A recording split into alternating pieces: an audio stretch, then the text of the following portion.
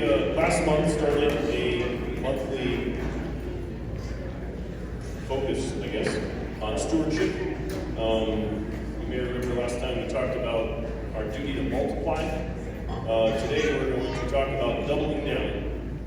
So, for the sake of time, we're going to run through a whole bunch of examples in the Bible about people that always did double what was asked of them. Interesting to me. So Jacob served Laban 2 sets of 7 years for Rachel. Moses thought he was ready to deliver God's people when he was 40 years old, but God said, hold on, Moses, send him to the wilderness for 40 years, and he had to do it when he was 80 years old.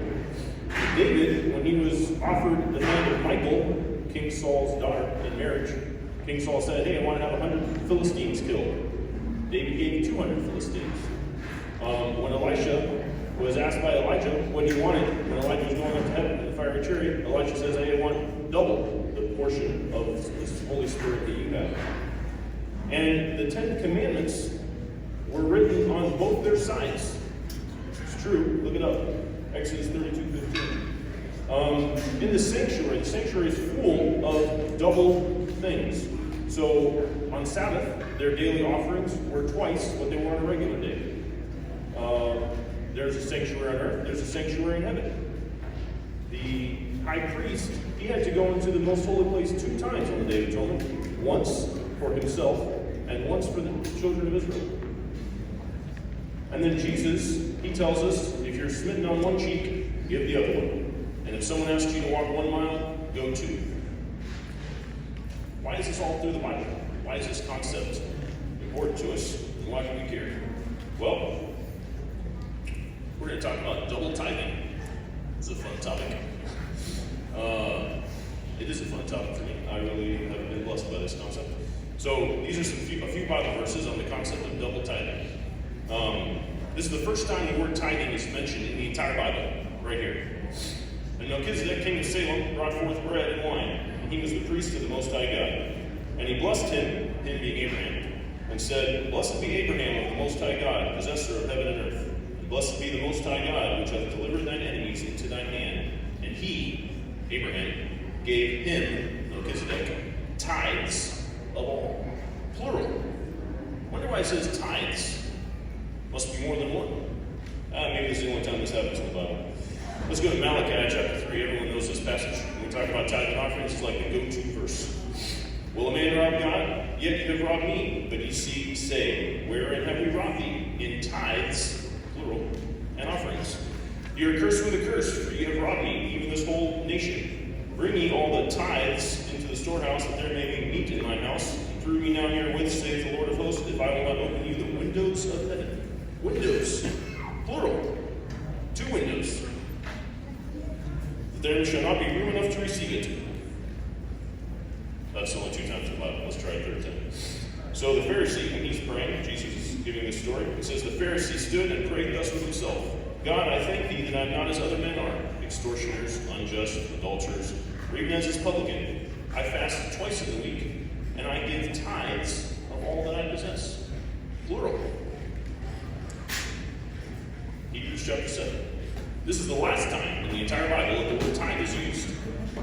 I am very interested in the first and the last time that things happen in the Bible. I just think it's interesting. I feel like God tries to tell you things the first time, hopefully you get it, and the last time he tries to summarize it so that we make sure we get it.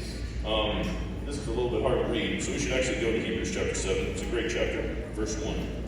And I'm not going to read this whole thing for lack of time, but this is a summary of Paul talking about how Jesus is better than the Levites, and how he can be our high priest in heaven. And it summarizes this interaction between Abraham and Melchizedek. And it mentions here that Abraham, in verse 2, gave a 10th part of all. And then in verse 4, it says, Abraham gave the 10th of the spoils. Do we think that Paul forgot that he mentioned the 10th 2 verses up above? Or maybe he's talking about 2/10. Maybe. So then he goes on to verse 5, and he says this, and verily they are the sons of Levi who receive the office of the priesthood, have a commandment to take tithes, plural, of the people to the law, that is of their brethren. The next verse it says tithes, plural. Verse 8, tithes, plural. Verse 9, tithes 2 times, always plural.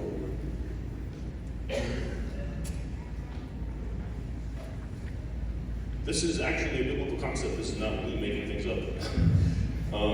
It's all in the Bible, which I tried to show you just now. And in Deuteronomy chapter 26, it talks specifically about what the second tithe is for. And I look at it this way. There's 2 commandments, 2 great commandments: loving God, loving our neighbor.